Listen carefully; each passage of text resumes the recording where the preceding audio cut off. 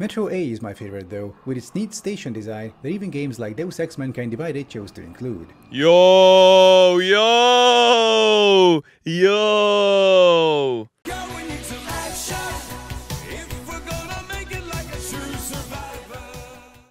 Koukám, že tady, on tady má i Prahu. Udělali video o Praze. Praha. Středověký parkoviště. A beautiful city ruined by cars. Kámo, co ti je? Pavrova noční můra, tohle video. Jak Airbnb zabijou města. Úžasný. Co ti? Podívám, to mě zajímalo. Hello everyone, and welcome to my brand new series, City Review. Today's subject is the city of Prague, which I'm going to rate based on a number of variables. These are public transit, core policy, space management, climate policies. Adam something je doslova Čech. Není to Čech, ne? Housing policy. Jako on žil v Praze, ale není Čech, ne? Public safety. Let's get started. Just like most European cities, Prague has a dense, extensive public transit network that goes pretty much everywhere. Train lines cover most of the suburbs, providing convenient access to the city center. Jo. Most of them operate Škoda double-decker City Elephant multiple units, but you can also find more exotic, smaller diesel multiple units. Díky hezky za 45 měsíců, děkuji ti, bratře.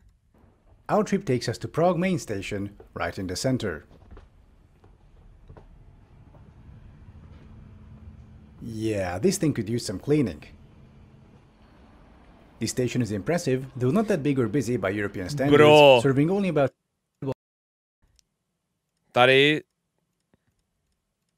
Tady jsem byl naposledy, když jsem přijel z Ostravy. To jsem byl rád, že jsem viděl ten nápis Praha. The station is impressive, though not that big or busy by European standards, serving only about 70,000 passengers per day. Going down the escalator, we find ourselves in the main underpass. Look, no ceiling. Tady jsem byl na začátku The Mankind new Divided, station ale lobby, tak to built nevypadalo. around the 70s, looks like a retro space station. Retro Space Station, For Kubrickův this lobby, we have to go up the escalator. The old station building is absolutely beautiful. Moc hezké. Oh look, there's the underpass. But now we are ready to step outside and experience the beauty of... This looks like an urban freeway, because unfortunately it is. Thankfully it's a Sunday, so traffic is minimal.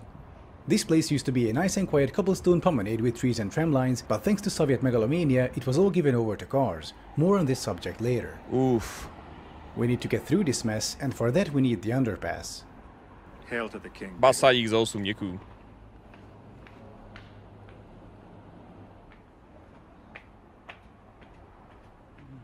I'd love to marvel at the station building, but the highway sign is in the way. Across the station, what used to be a nice green park is now a concrete parking lot. I feel like I'm being fried alive here, so time to get going. Navigating a maze of metal railings, seriously, whose idea was this, we find our way to these futuristic staircases that no one uses to take us down to the main entrance.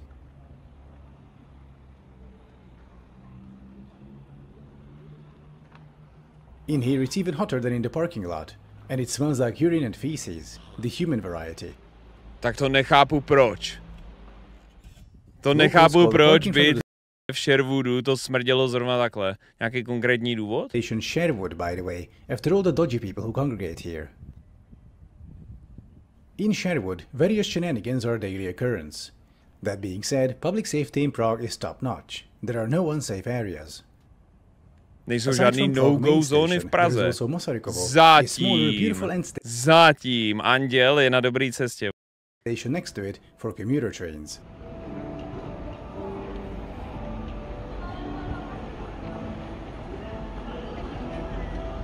The tram stops right in front of it, allowing for a smooth transition.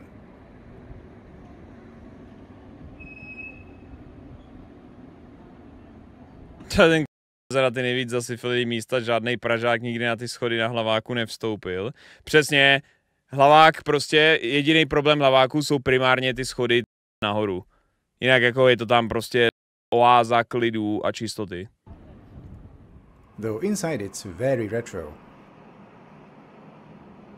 Welcome. Welcome to City 17. Ty koko. Thankfully, the building will see complete modernization in the coming years. Provided by our benefactors. And apparently there is a doctor's office in here. I'm not going in there. My Bro, co to je vstup na Bulovku? kidneys are doing just fine inside me. Aside from trains, the next largest public transit system is the metro.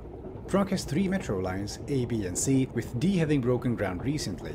We're now on Metro B, the yellow line, the last line to open in 1985. It has that vaguely futuristic design, today considered more retro, running domestically overhauled Soviet metro trains. Kolikrát v tomhle videu ještě uslyším slovo Sovět. Metro A is my favorite though, with its neat station design that even games like Deus Ex Mankind Divided chose to include. Jo! Dobrý snipe, co? The 3 metro lines connect almost all major transit hubs in the city, with more extensions and of course Metro D to come. Jaká náhodička, vole. Getting a ticket is easy. At the stops you'll find these ticket machines that sell time-based tickets for the entire Prague integrated transit network. These smaller, card-only machines can also be found on board of every bus and Já myslím, že tram. tohle video bude primárně ty vole o těch autech, no. Když je to takhle pojmenovaný, ale očividně ne. costs €22, which is now about $22. Tickets and passes are valid for the entire city and much of its suburbs, depending on the type of pass you buy. All Prague public transit is integrated into one continuous system, which is massive. Here's a map of the train lines.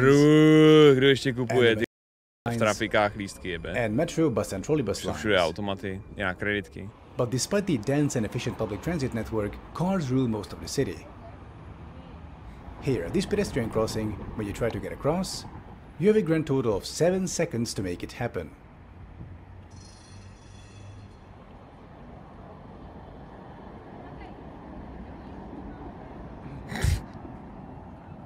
Jako z těchto... There are simply too many goddamn cars in this city.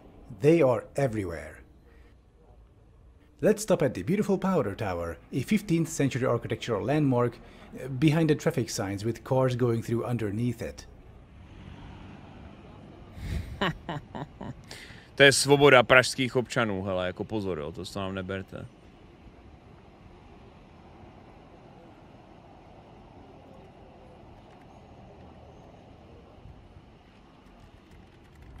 This sidewalk is about 5 centimeters wide, fanning out into a luxurious 50 centimeters, while cars get around 4 meters. The Prague city center just wasn't built for cars. Aha. Nebylo, jo. But this doesn't stop people from driving in with their gigantic SUVs, as there are absolutely no restrictions on car. Jakože nemůžeš jezdit ve svých SUV. Až bude standard car free města, tak Praha bude ta poslední v Evropě, která to zavede taky. Lukáš o tom něco teďko říkal, když jsme jeli do toho Berlína, jsme to řešili. Praha, myslím minimálně to centrum, zavedla už nějaký povolenky velký a restrikce na nákladáky a na celkově na tyhle velký jako auta na přepravy, palet a podobně. Něco tam jako je, ale na osobáky, ať jako SUVčka a podobně, tak tam zatím nic takového není, no. We are now in New Town because Prague also has an even older city center. A real, virtually intact medieval core with tiny, narrow streets and actual medieval Praha je ready buildings být celkem car free. Tak jako car free kompletně, ty vole, car free komplet si nemyslím, že je jako nutný. Ale já nejsem Pražák, víš co já do toho mám co kecat, vole. A mně se jako, víš co, co se týče centra, mně by se líbilo opravdu, kdyby ty vole centrum, mně by se opravdu líbilo, kdyby jako prostě opravdu pražský centrum, historický centrum primárně bylo jako, neříkám úplně car free, ale jako vlastně ten systém, který mají třeba v Amsterdamu, když jsem tam byl na tom Twitchku, tak se mi to hodně líbilo.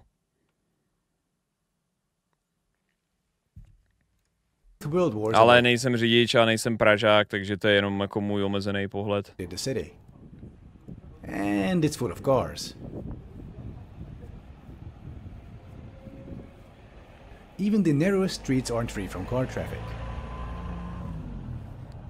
To je strašný, ty vole, jako v tom historickém centru do píči, vole. I cannot understate how annoying this is. To walk down these beautiful medieval streets only to encounter more metal boxes. A beautiful Brně bez medieval povolení cathedral. nezajedeš do centra, jako přímo do centra. No do Berlína třeba autem nevjedeš, musíš mít vyřízený, musíš mít vyřízenou samolepku, musíš mít vyřízený povolení, když jsi jako když jsi z dalších států, takže my, když jsme jeli na ten koncert do Berlína, tak vlastně Lukáš si zařizoval na káru, má jako povolenku, no, potřebuješ ekoplaketku. You say, let's squeeze a car in there. A UNESCO-protected, fully intact Baroque town square. It looks like a great place for a parking lot. The only truly car-free areas are the parts where cars physically wouldn't fit. The Prague Castle district. But for that, you have to climb a lot. Podle mě jsem zvládnul vyjet někdo s autem. And some more. But once you're up, the panorama can't be beat. There was even a ceremony of sorts up there by the presidential guard. Mimo zásobování má to nějaký význam tam jet autem. Ty seš nasranej, protože tě brzdí lidi, turisti a oni jsou nasraný, protože tam tudyma jedeš autem. Hele, jako mimo zásobování by to nemělo mít jako moc smysl, ale taky tam jako nějaký lidi samozřejmě bydlej. A pro spoustu lidí, ty vole, takhle jako v tom centru je to taky samozřejmě otázka nějakého jejich osobního pohodlí, názoru na to, jako ty vole, kam všude můžou s autem, a samozřejmě nějaký jako prestiž, že třeba biznismeni prostě ty vole do toho centra jako budou jezdit ty vole tím tágem a budou se převážet ty vole do jako to tágem a autem a podobně. Who solemnly transport the brand new liver for the Czech president's weekly transplant. Bro, ale to video je ještě před Pavlem, takže tady ještě můžou být vtipy na zemi nemá. The Prague Castle area is beautiful, quiet and very atmospheric. But going down, we're soon back to Autoland. I have no idea why they let... Taková krásná ulička prostě, ale jako ty vole jako parkoviště, proč ne? this stand in the year 2022. It's the most frequented tourist area in Prague, people barely fit on the sidewalks and they give most of the space to cars. Worse, cars screw up the historic Nemáš možnost si s SUVčkem zajet až na Karlův most, je doslova komunismus. They took my cars! Contrast this to pedestrian-only streets that are much nicer and livelier.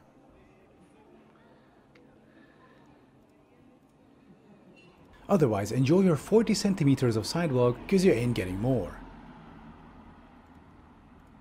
Prague desperately needs some sort of restriction on private motor traffic. This cannot go on any longer. Despite all this, the city remains very walkable, courtesy of the old medieval and 19th century grid. Bike infrastructure is in its infancy though. Throughout me filming all this, I don't recall seeing a single cyclist. Granted, public transit takes you everywhere, but that's no excuse. Žádný cyklosmrti tam nejsou, presivní boje, že by ty vole They jel take up okolo so much Vávřič. space that often there is barely any left for pedestrians, let alone protected cycling paths. V Berlíně mají normálně, ty vole, v Berlíně, tam když jdeš po chodníku, ty pičo, si musíš konstantně kontrolovat, jestli nejseš v bike laneu. Jinak ty vole, už ti někdo instantně jede za zádama a je ready ty vole tě vycinkat nebo přejet. Amsterdam je samozřejmě to samý, no, tam to je jako celý dělaný na to.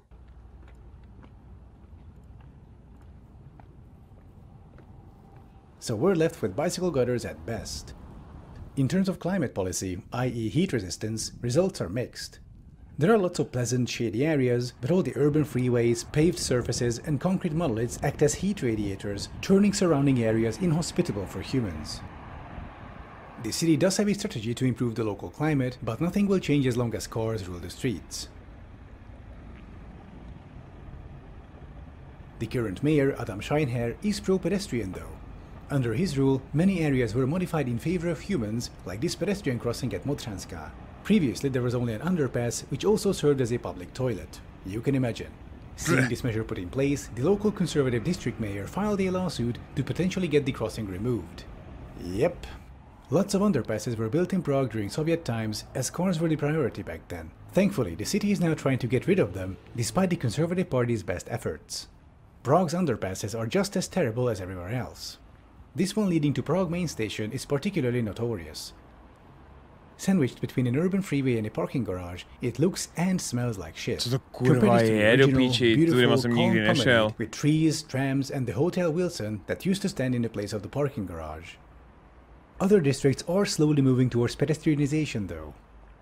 The road on the river promenade just got narrowed podchod na hlavní nádraží. And the area around the Powder Tower is going to be finally pedestrianized. Now all that's left is to tear down that urban freeway cutting the city in half. The one going in front of main station.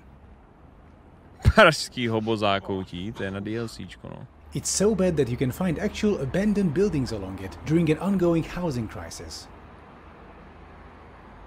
Housing prices are out of control. A 2+1 60 square meter apartment farther away from the center will cost you $250,000 or euros. As for rent prices, get ready to spend 1/2 to 2/3 of your salary for a tiny apartment far out at the edge of the city. This is due to a lack of Ale píču, vole, Praha není nedostupná. Jenom teďko průměrný byt v Praze stojí 18 ročních platů bez jakýchkoliv odřezků na nájem, jídlo, energie nebo podobně. Prostě jenom 18 let čistého platu, kde si odkládáš celý ten plat bokem. Boys! Jako sorry, ale vole, očekává se, že prostě problém je, ty vole, problém není, kolik to stojí, problém je doba dožití. Když budeš žít do 100, jak se teďko normálně ty vole bude předpokládat, tak budeš makat aspoň 70 let z toho, takže to dáš. Housing being built due to notoriously slow bureaucracy and the uncontrolled spread of Airbnb and similar short-term rentals. The latter is an even bigger issue. Let me illustrate. If you've ever been to Prague, you know that the streets in the center are absolutely full. Literally. Sometimes it's physically impossible to fit. There are just so many people. During COVID restrictions, however, I went around the center and was shocked to find it completely empty. Ty vole, not a single soul. Během covidu si zajít ty vole na Pražský hrad, to byla paráda, píčo, to byla paráda. Not even Old Town Square or Charles Bridge. That's because almost nobody lives in the Prague center anymore. It's all short-term rentals. Hele jo, I've tam read furt stories někde about je. Russian and Chinese oligarchs buying out entire residential blocks to operate them purely as short-term rentals. And this whole business operation is made to look like a friendly local thing where a guy called Peter from Prague lets you stay in his apartment for a few nights. The problem is there are 10 other Peters from Prague all working for the same shell company owned by someone from mainland China. This drives up rent prices for the rest of us and prices out essential workers like teachers.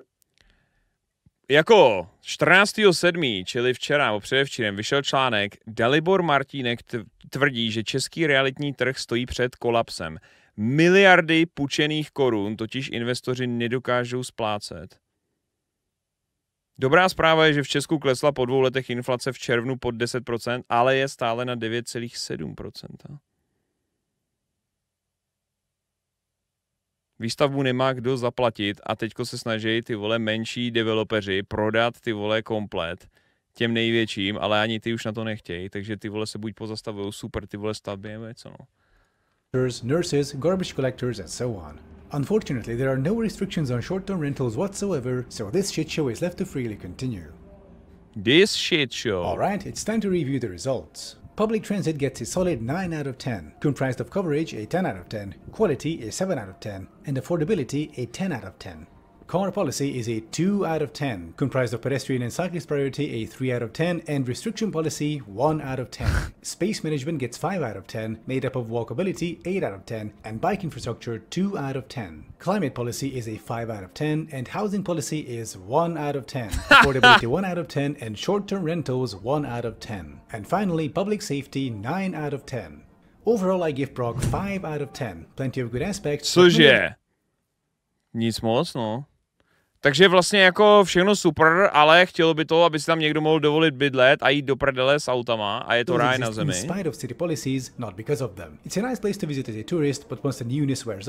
Zajímavý review. Já to jdu poslat Vávřičovi na Facebook, co si o tom myslí. Pokud je Praha 9 z 10, představte si ten horor, ten děs, když půjde do LA. Proč by tam chodil, kámo? Já jsem slyšel, že to je circus sideshow. Kámo, no jistě už je tady, ty vole. Už je zde Janek, aby to vysvětlil. Adame, je velmi zajímavé vidět outside point of view našeho města. Některé věci jsou spot on. Pošlu tohle video lidem. Díky moc, bratře. Rádi bychom se potkali. OMG, Janek a Adam kolab.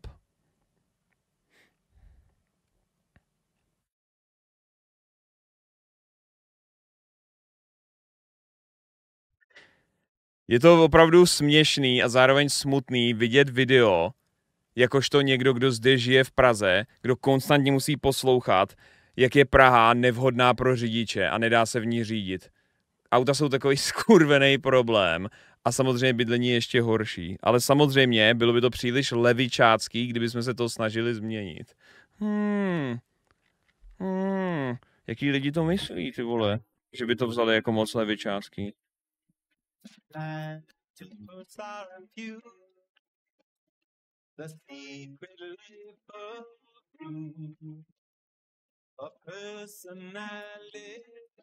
Zajímavé. There is a group in... Podívej se na tohle video před 1 měsícem. Co to je? Roma people. Evropská zapomenutá sociální katastrofa. Skvělý 24-minutový video, který rozebírá prostě. Když žiju ve Francii, cigáni jsou jedna skupina, ke který můžeš být extrémně rasistický, bez toho, aby si měl jakýkoliv postih. Já si reálně myslím, že v Česku je to úplně to stejný. Pokud to neděláš na nějaký úrovni politika nebo firmy, tak ty vole, v Česku je to doslova to stejný. Tady to nemůžeš dělat prostě biznisově, protože kdyby si třeba byl to koupaliště na Bílině, kdyby prostě reálně vyvisilo nápis, ty vole, prostě, že jako, hele, jako prostě cigáni, ty vole, nemůžou na tohle koupaliště, tak instantně na ně skočí neziskovky, ty vole, a jako kompletně prostě rozdrtěj, ty vole, na jako rasismu a na odepření služby a tadyhle z toho, jako, jo. To jsi v píči.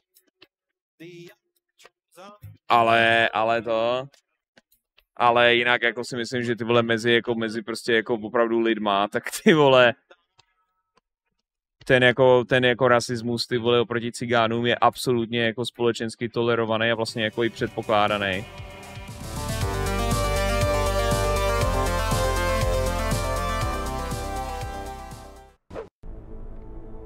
Myslel si tohle, kamo, proč prostě týpeček automaticky zjistil, co psal, ty bajkujeme na někde prostě na webu. Tohoto egoistického maniaka, který si leští své malinkaté ego u počítače, který mu musí dávat firma, protože by si ho nemohla ani koupit za své, představovat nemusím, ale pro všechny, kdo ho neznají, tak je to v Liberci žijící Agraelus. Dnes ráno vyskočilo na jeho YouTube kanálu video, kde dohrál výše uvedený herní titul, pojďme se mrknout, jak se mu dařilo hrát.